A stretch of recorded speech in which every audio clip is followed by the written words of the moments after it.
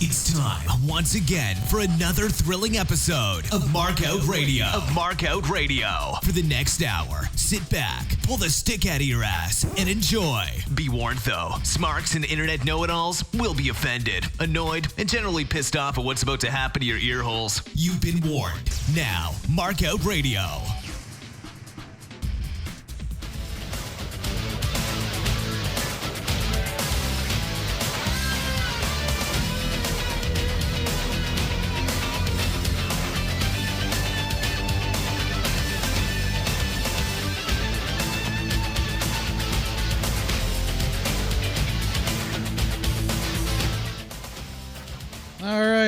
Welcome back.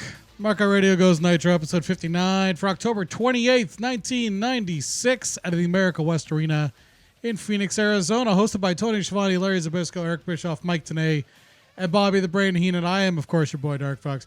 Welcome back to the show. This is podcast number 2 for me today. I swear to Christ, I'm going to try to give you everything you expect from the show, but listen. I'm getting tired. I'm getting old and tired. My fucking voice may or may not hold out. You never know. You just never know. This is the 20th week in a row for Nitro to win the ratings war that is a war with 3.6, with the post-pay-per-view bump in the ratings to Raw's 2.0. There are 6,300 in attendance with 30,165 paying to be there, $34,771 gate. Larry Zbyszko is rocking his best fancy sloth from Goonies look with his classy Superman t-shirt underneath his blazer. Fucking class act that Larry Zbyszko is. All right, let's get right into the show. World Television Title match. Lord Steven Regal defeats Juventud Guerrera in 3 minutes 20 seconds. I gave that one 2.5 out of 5. The TV champ is back on TV. Amazing booking decision right there. The Blue Bloods completely fell apart without Regal there, so he's back to wearing burgundy tights. The live cam finds Sting way up, sitting in the nosebleed section. The NWO nerds to walk through the crowd with their white trash signs as Six cuts a promo, welcomes the fans to NWO Nitro. And Sting needs to make the right choice, buddy. Choice? Maybe? Jesus. Larry then tells us that DiBiase and Hogan have come up with a large sum of cash to give to the Stinger. After Hoovy misses his 450 splash, Regal puts him in the stretch finisher and quickly gets a tap-out victory. A lot happened in that very first match. After this, we get a post-match Tony interview with Regal at ringside. Well, kind of. Regal actually was supposed to go talk to Tony at ringside, but instead he walked away to the opposite side. So, to save the scene, Tony talks about about Sting, who leaves, they think. He may be part of the NWO because, they haven't learned their lesson the first time they brought this up, right? Anyways, WCW t-shirt promos after this in Tonganese or something with the faces of fear doing the t-shirt promo. They entertain themselves, so that's always a good thing. Back from break, we get a still image recap of the Anderson-Luger match from last night, followed by DDP defeating Mike Enos in 4 minutes 34 seconds. I gave that one 3 out of 5. Enos just keeps getting fatter, and no matter how high he hikes his tights or how much tanning he does, it just cannot be hidden. The Outsiders come out to pose with the tag titles during this match. This is shaping up to be a total job match, but DDP sold some Enos offense. Sold some Enos offense, which allowed Enos to talk some shit to the Outsiders. You may remember that it was Enos in one of his first Nitro matches that Hall interrupted to cut his first WCW promo. Nash makes a DDP hand sign as DDP gets the W after sneaking in a diamond cutter out of nowhere. There's a still image recap of the Malenko Mysterio match from Havoc last night, followed by the Cruiserweight title match between Dean Malenko and Jim Powers. I'm not sure if Jim Powers is a cruiserweight. It is a title match, but I'm fairly sure Powers is like 250, 260. Anyways, with Teddy Long in his corner, 5 minutes, 4 seconds. I gave that one 3 out of 5. The match starts off with a shot of a Suns player who turns out to be AC Green. I'm not a basketball guy. I'm sorry. Anyways, he's wearing an NWO shirt. Tony puts over AC Green being there while Larry shoots at him for wearing the NWO shirt. Patrick gets into Teddy Long's face and would continue to get into his face as part of his shitty heel ref gimmick. Malenko did a great job of putting over Powers, and then Teddy Long and Nick Patrick come to head as the heat continues to grow here. We get a a Pep Boys Power Pin of the Week, starting off with a failed pin, followed by the legit one, which was actually kind of amusing. There's a still image recap here of the Benoit Mongo versus Faces of Fear match, including the breaking kayfabe shit between Sullivan, Benoit, and Woman.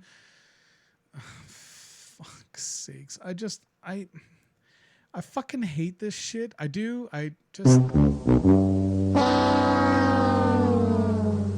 Tony didn't go over the top with his recap of this, but it was enough. At least he didn't call Woman Nancy like so many others have.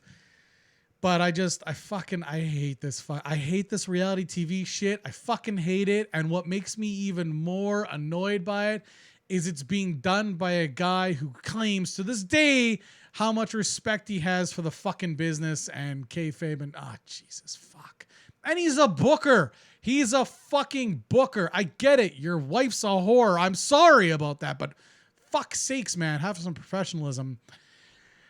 Anyways, after this, Jeff Jarrett defeats Ricky Morton in 4 minutes, 34 seconds. I gave that one 2 out of 5. It was your basic old school wrestling match. Nothing wrong with that. Just wasn't really very entertaining for the new direction WCW's headed. Post-match, the Giant cuts a promo on Jarrett while carrying the U.S. title. Pretty decent, even though his voice cracks an awful lot. It's kind of like a teenager when he screams. It goes a little high-pitched there. Tony has a ringside promo with Jarrett after this, who starts by calling the Giant out right now. But of course, the Giant has left because, as Tony points out, that's what the NWO does. Jarrett gives producer shit for telling him to hurry it along, which only served to pull Jarrett out of the moment, and he flubbed most of his lines as a result of one of Eric's idiot lackeys distracting him next to the fucking cameraman. Eventually, Eric would get pissed off and start playing the theme song to go to break. After the break, High Voltage, Kenny Chaos, and Robbie Rage versus the amazing French-Canadians Carl Ouellette and Jacques Rougeau. This ended in a no contest, according to the fucking history books. It was 3 minutes and 43 seconds, and 0.0. Essentially, High Voltage's job tonight was to job to both the amazing French Canadians and the Nasty Boys in one match. No, producer boy, that does not get a ta-da. Not at all. How long have you been? Anyways, so the Nasty Boys come out, they attack High Voltage, and by the way, not that we're getting too hung up on the whole wrestling rules. It is the mid-90s and no company is following these, but in order to suspend belief, there need to be, quote unquote, some sort of rules as to how this fucking shit operates. And by the way, since the Nasty Boys attacked High Voltage actually won via disqualification. It is not a no contest. It's a DQW for High Voltage. I'm not sure if High Voltage has ever had a W on Nitro before, but they definitely deserve one at some point. I get that they're Roydy Magoos, but Jesus Christ. Nasty Boys do an in-ring promo here. Not quite sure what the point there was other than bitching and moaning about getting out-nastied by the NWO.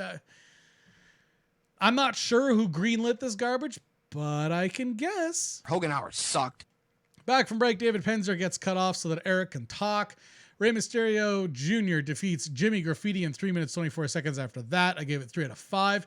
Eric explains how Piper ended up on Havoc and that WCW has no deal with Piper per se. I mean, why go kayfabe now? After the promo last night, is this... I don't know. I guess maybe this is like Turner's legal team's way of covering their asses because last night Piper mentioned WrestleMania 1. I'm not 100% certain on that because there's a lot of conflicting stories on it, but that seems the most reasonable and realistic. I mean, given everything that's been going on, the cease and desist orders, the actual lawsuits, Piper being told he can just go out and cut a fucking promo, which what kind of fucking moron are you that you just let Piper go out there with a hot mic without giving him any direction? But anyways, Jimmy Graffiti did a great job of helping Ray hit some pretty cool high spots, had a few of his own for their actual match, which we never really got to enjoy since most of the time Eric was explaining why Piper was even at Havoc last night during this entire match with arguably one of his biggest cruiserweight stars, which he's still super proud of. The fucking cruiserweight division. Whatever, man. Just whatever. After this, we get an NWO t-shirt promo. Now it includes a hat promo. Lee Marshall in Grand Rapids via the 1-800-COLLECT promo for next week's Nitro, which I guess I just did the Halloween Havoc special with Guy Evans, who wrote a Nitro book. And he interviewed a few people, including production staff. And apparently Lee Marshall would do these promos from another room with some sort of distortion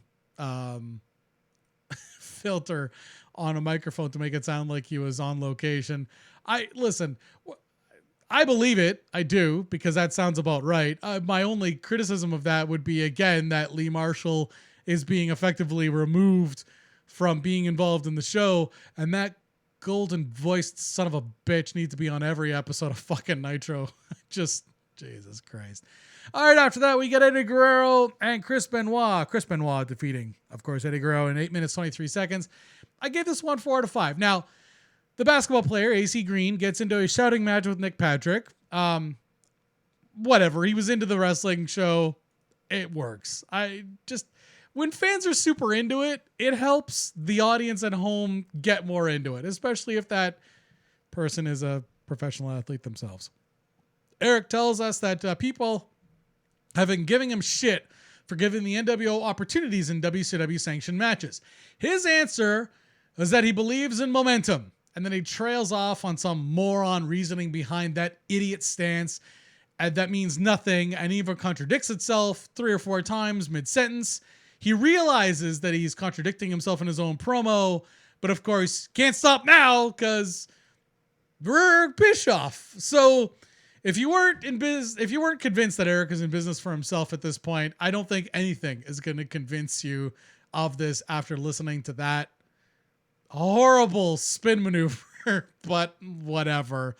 With Benoit now in the ring with Eddie, we're going to go to break so the crowd can get cold. Again, always fucking hate this. Back from break, Eric claims that the NWO isn't satisfied with their segment on Saturday night.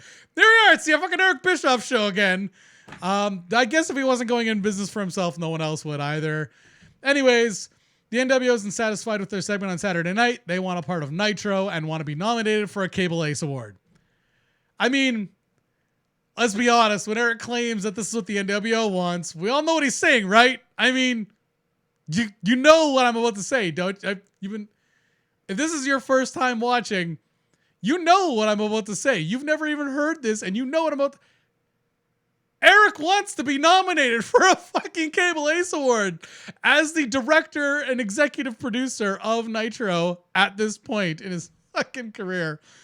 But anyways, I remember when I was younger watching this, falling for this bullshit. So I don't fault anybody for buying into it. I did too. But looking back on it in retrospect, knowing what we know now, knowing how much of a self-aggrandizing jackass he is, I'm surprised that I didn't clue into it sooner. I at least nowadays I notice it more when I hear not just wrestling promoters but politicians just go into business for themselves like this. I'm recognizing it more today, but goddamn, when I was younger, fucking stupid. Anyways, Mongo and Deborah come out to keep an eye on Benoit's back. We get a picture-in-picture promo with Jimmy Hart and Kevin Sullivan. Again, breaking kayfabe that woman will destroy all and that he owns something that's going to stay his. But you know, it was a work, right? I mean, 20 years later when he's doing breaking kayfabe videos with anyone who's going to have them, Sullivan claims this was all a work. And no eye roll, like none of his taker bullshit eye roll, no fucking catchphrases. Yep. No, this is absolutely a total work. This is new Kevin Sullivan, serious Kevin Sullivan, breaking kayfabe Kevin Sullivan. It's not a work. It's a fucking shoot. And everyone knows it. I even knew it when I was a kid. Jesus fuck. I mean, if you're not talented enough to put yourself over as convincingly as Eric Bischoff, just don't try.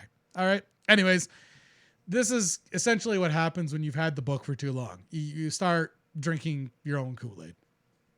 This is one of the first times that Benoit and Guerrero would wrestle on Nitro together, and they were both legit hurt from Havoc last night. Like, don't get me wrong, they were all taped up and shit, but it wasn't a work. They were both legit hurt. And in Wrestling with Shadows, the Chris Benoit two-parter, Vicky mentions that at the time they didn't even really like each other, partially because of how hard they were both working to get over, but also because Eddie wasn't a fan of what was happening backstage with Nancy. Eventually, of course, the two would become really close, but at this point, they weren't even friends. They were just co-workers and working really hard in this match because it was objectively, even though they were both hurt, a very good match. After this match, there's a Tony Rant promo with Alan Sharp, Nick Patrick's attorney, and of course, Nick Patrick. Now, Sharp was the director of public relations at WCW. He would go on to form his own marketing company, consulting group, and their only client, although they claim that it's their primary client, I guess people who worked for Eric learned so much.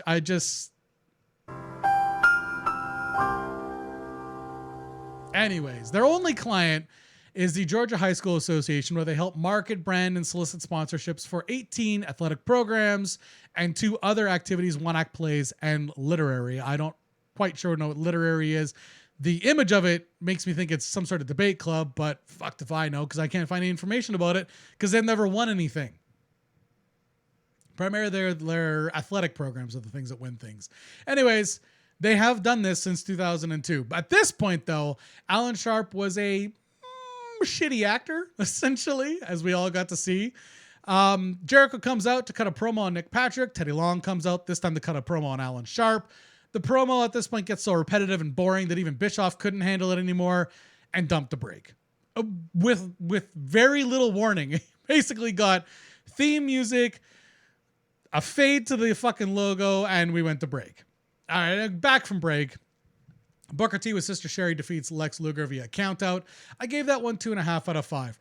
There's a Parker promo here at the very beginning of the match, picture in picture, which explains everything, and then Tenay butchered it. The idea here was that Parker was trying to explain that there is no dissension in the Harlem Heat, which of course there is, but because last night Parker ended up costing the Heat their tag team titles against the Outsiders. But again, it serves to move this feud forward, which is good. I just don't think that Tenay burying the explanation rather than calling it into question would have been the way to go about it. But instead, Tenay just sort of flubs the whole thing off as nonsense. Luger botches the press slam and moves Booker into an atomic drop where Booker rolls out of the ring to allow for a reset between the two of them. Sherry gets into a screaming match with AC Green, which I was expecting more of a response from a live crowd, but this got very little. Eric quips that the last time we saw Piper, he was the acting president of the WW. Now, I'm not sure if that got cut off by production, if it got cut off in post because it's on the network, or if Bischoff just sort of caught himself and thought better of it, knowing that he's already in shit with Turner's legal, department. I don't know what to call it even. It's absolutely a fucking department, but whatever. Piper was indeed the president of the WWF for most of 96. His signature move as president was to bring Warrior back due to fan demand. And then he went on at Mania to make a man out of Gold Dust. His last appearance with the WWF was an experience event for Raw on September the 6th in Toronto, Ontario, Canada. As Luger was about to rack up Booker T, Sting appeared in the crowd. Luger left the ring and rushed up to confront Sting, who disappeared into the arena. After celebrating, Booker gets out of the ring and confronts AC Green, which actually did get a decent reaction out of the audience.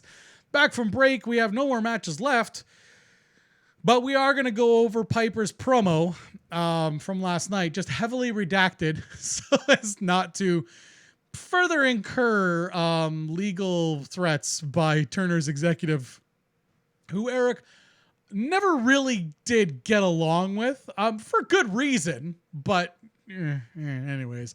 So we go to Piper's promo at Havoc. Most of it. It gets cut off by the NWO theme song. Not really at the end, but sort of when the promo veered off the tracks of making a whole lot of sense, which is fine. It avoided the WrestleMania thing. It avoided Piper making Hogan look like too much of a jobber, even though the live promo absolutely made Hogan look like he's never used a microphone in his life. So there is that. Hogan comes out to rebut the Piper promo from last night, which of course he couldn't have done the night before because, like I said, Piper kind of made Hogan look like a total greenhorn. But here we go. We get to watch 5 minutes of Hogan going into business for himself again. Hogan hours sucked. So he starts off his promo by saying, "The Nacho Man. Ooh, yeah, I have respect for you, brother." Yeah, total respect. I mean, that's why he's the Nacho Man. That's why he's laying in a hospital bed. Fuck the state of the fucking promo here.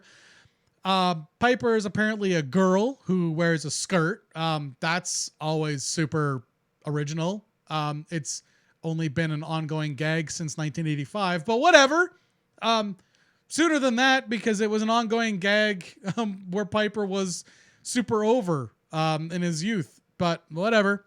Hogan's going to do the ear bullshit and get some posing, which is apparently what we have earned as fans as a result, DiBiase tells us, of the NWO having the world title, the tag titles, and the US title. So I guess we have earned, finally, after Hogan left us for the NWO, we have earned Hogan's pose off. No! Stop! Turn that shit off. Turn it off. No, turn it off. Thank you. We got in shit again this week, you ass clown. I know you didn't see the email. I did. Yes, our last video got pulled for monetization on YouTube for, again, having the American Males theme song in it. Always good. Always a joy. Thank you, YouTube. Love you, motherfuckers. Oh my God! Anyways, Hogan goes into business for himself, poses, blah, blah, blah. I mean, still, aside from that, Nitro was much improved. I gave it a 3 out of 5, but yet again, the Hogan segment pulled the score of the show down. There's absolutely nothing wrong with a heel gimmick and a heel faction. Hell, it's one of the more entertaining things in wrestling, especially now. But this, I mean, again,